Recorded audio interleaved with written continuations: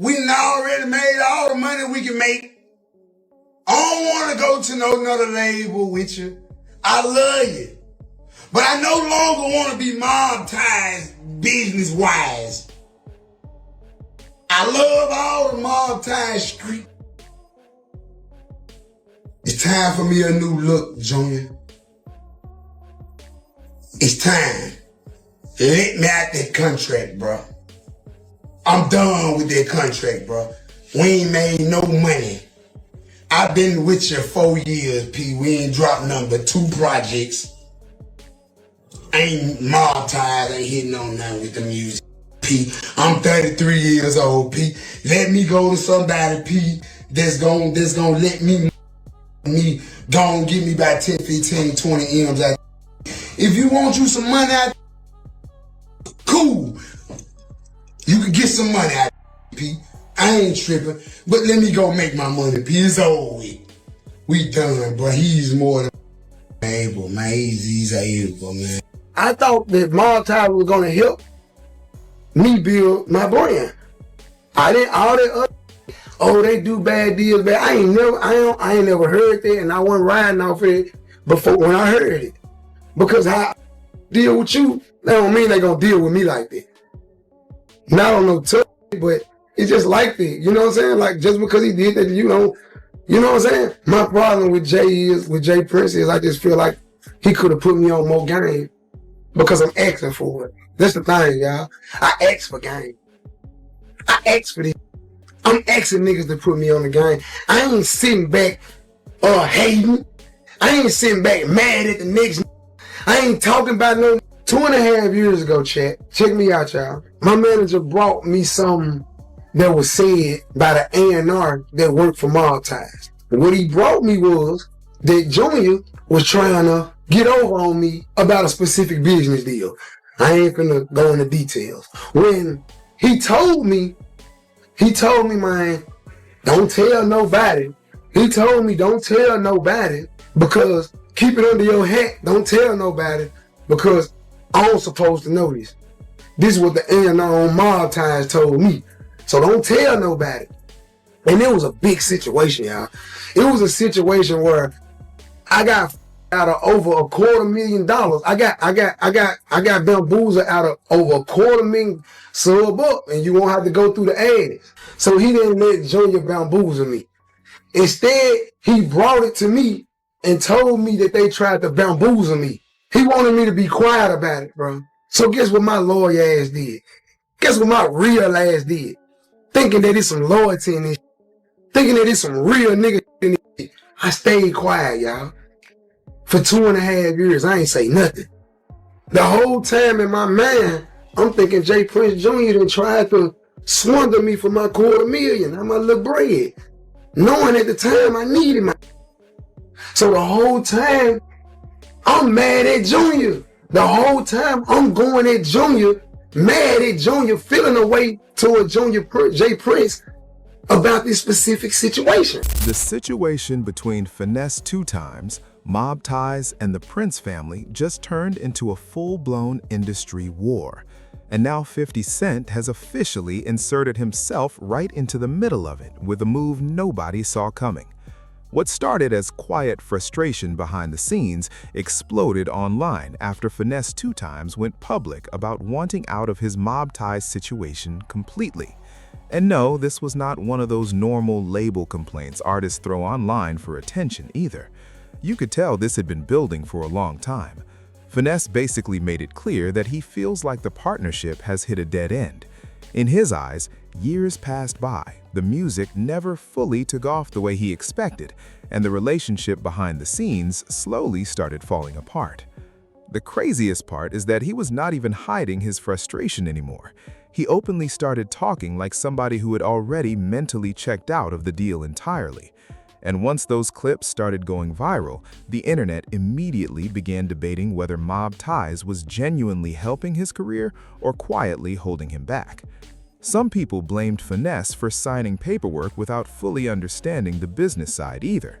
Others felt like he trusted the wrong people and expected mentorship instead of straight business politics. But then everything got significantly bigger once 50 Cent entered the conversation. When 50 gets involved in rap drama, people automatically pay attention because this man has a long history of turning internet chaos into real business moves. And instead of just trolling from the sidelines, 50 came out talking like he was genuinely ready to spend serious money to get Finesse2Tymes out of the situation. According to 50, there was nothing personal about it. He framed the whole thing as pure business and made it very clear that he was disappointed by how the Prince family responded when he first showed interest in helping Finesse2Tymes.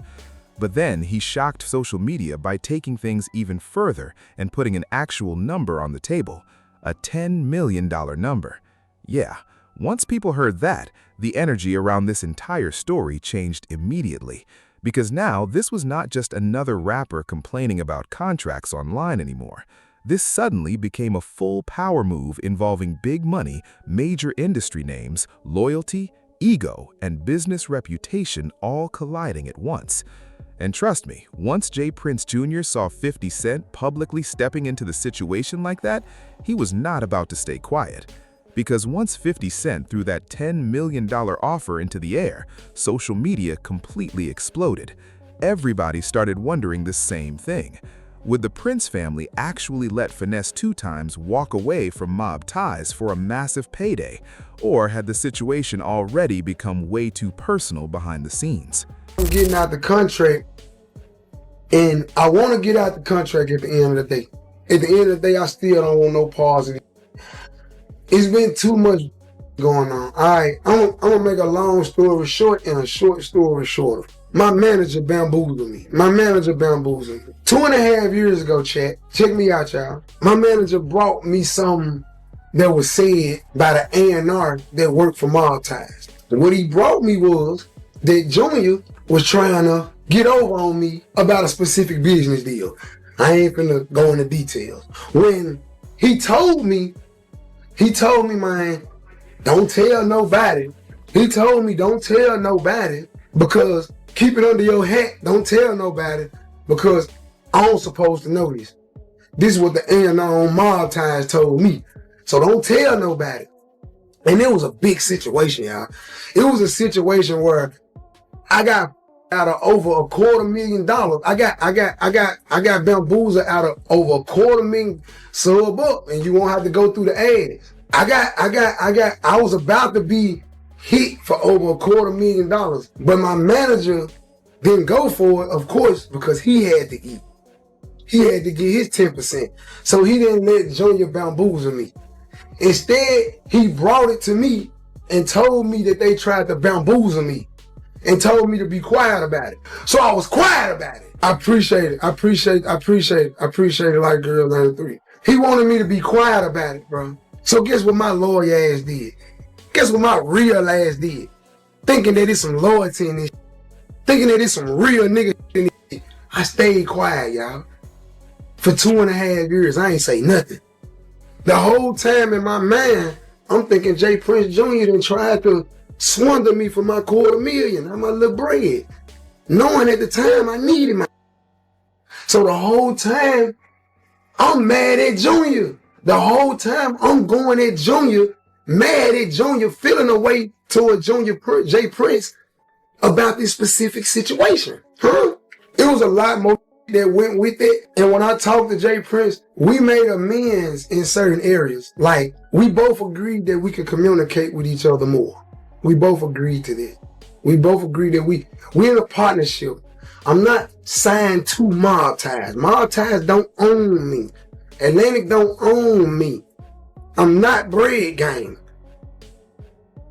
I am in a partnership deal. Finesse2Tymes and Mob Ties. Mob Ties is signed with Atlantic. They have their own deal. Now, when I brought, it was a few things that we went through, and I ain't gonna put, you know what I'm saying, because we talked about it. It was a few things we went through that he still didn't tell me that I feel like he should have told me. Now, as far as business, I ain't gonna lie. You don't owe me no loyalty. You don't owe me no loyalty when it come to business. This is personal. When you got them sitting up telling you they love you, when you got them said preaching loyalty. When you gotta understand you cannot do this and then handle business at the same time. You can't say you love somebody and you're gonna be there for them and you gonna I'm talking about the labor situation. You like, who we talking about? I'm talking about the labor situation, man. Catch up. I'm talking about J. Prince Jr. right now, and I'm getting somewhere with all this. I'm finna sum it all up for y'all. Don't tell me you love me. Don't tell me we going to the top, this, then, the third, this, then, the third. And then don't tell me all the game. I still don't with it. Ain't no excuse to not giving a nigga the game. See, let me show y'all how loyal I am. Let me kick y'all some y'all. I know I could have came home and signed with anybody, chat. I could have came home and signed with whoever I wanted to sign with, chat. Y'all know why I chose Mob-Ties? It's because I thought from my experience, the people that then came in encounter with them, what I done read on, because I read the old man book. I thought that loyalty existed. I thought that they was gonna teach me the game. I thought that since they was black and they done been in the street before, that they gonna appreciate that they gonna understand what I done been through. They ain't gonna get over on me in no shape, form, or fashion, and Mob-Ties is gonna help me build a brand. That was my dream. I thought that Mob-Ties was gonna help me build my brand. I didn't all that other, they do bad deals, bad. I ain't never heard that, and I wasn't riding off of it before when I heard it. Because I deal with you, that don't mean they gonna deal with me like that. Not on no tough, but it's just like that. You know what I'm saying? Like, just because he did that, you know what I'm saying? My problem with J Prince is I just feel like he could have put me on more game because I'm asking for it. That's the thing, y'all. I ask for game. I ask for this. I'm asking niggas to put me on the game. I ain't sitting back hating. I ain't sitting back mad at the next.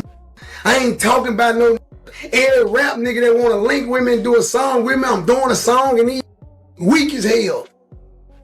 These can't even rap. If it wasn't for the machine, these wouldn't even be viral. If it wasn't for them having I'm in 2 top 10 spots right now. Number 2 and number 6. The label ain't pushed now one of the songs. The label ain't marketed now one of the songs. And they trending, creeping, and back to the bottom. Trending right now. The label ain't supported now one of them. It's all off me. That let me know I don't need no label, y'all.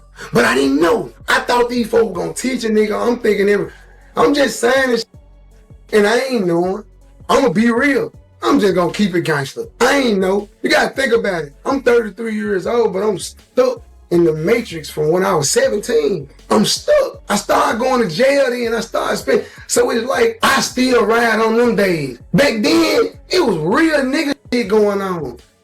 When I was coming up, all the slime, the snake, that wasn't going on, y'all. Check. That was not going. It wasn't cool to snake no out. It wasn't cool to cross your partner. It wasn't cool to was getting you to away from around them for doing foul like shit like that, bro. Just ain't doing that shit, bro. So I come up in an era where it was cool to keep it real. I come up in an era where it was cool to be. And honestly, the reaction from J Prince Jr. made it pretty clear this was no longer just about money. Instead of sounding open to the deal, Jr. came back talking like 50 Cent was making a serious mistake, even attempting to insert himself into the situation. He basically warned 50 that Finesse was not somebody worth investing millions into and compared it to how people claimed the game turned on 50 after everything that went down between them years ago. That response instantly made the tension feel completely different. Before, this looked like a rapper trying to escape a business situation. Now, it started feeling like pride, loyalty, and respect were all getting pulled into the drama too. At the same time, Finesse kept adding fuel by speaking more openly about what was happening behind closed doors.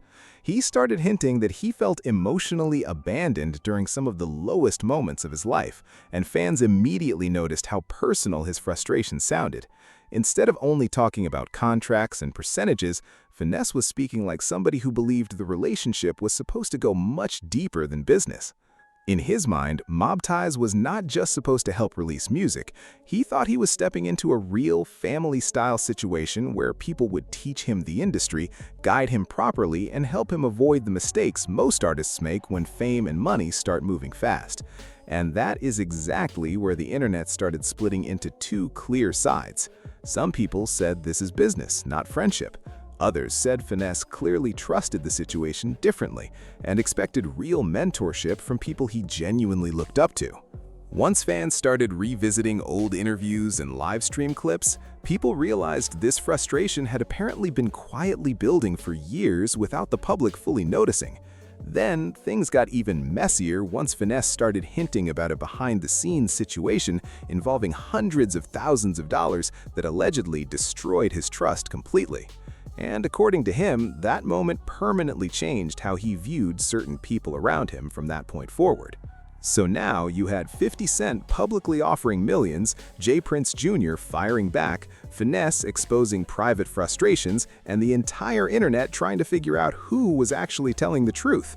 And somehow the drama was still just getting started. As the situation kept growing online, people started realizing this was not really about one bad contract anymore. The deeper issue was trust. From the way Finesse was talking, he genuinely believed Mob Ties was supposed to help him grow beyond just music and money. He came into the situation thinking he would finally learn the business side of the industry from people he respected, people who understood his background, understood the streets, and would help him navigate the industry properly. Instead, the relationship slowly turned into frustration, confusion, and constant tension behind the scenes. One thing that really caught people's attention was Finesse admitting he felt like the game was never truly explained to him properly. And in the rap industry, that is a massive accusation, because artists constantly talk about labels and management keeping talent in the dark while everyone else around them profits. Finesse basically started looking at the whole situation and asking one simple question. If somebody claims they believe in you, claims they are loyal, and claims they are helping build your future, then why keep important business knowledge away from you in the first place? And honestly, that is the angle that made this story hit differently online, because fans were no longer debating paperwork. They were debating whether loyalty and real mentorship even exist in the music industry anymore. Then another major shift happened once Finesse started noticing his music was still performing online without heavy label support behind it. That completely changed his confidence. He began talking like somebody who no longer believed he needed a machine pushing everything behind the scenes to stay relevant.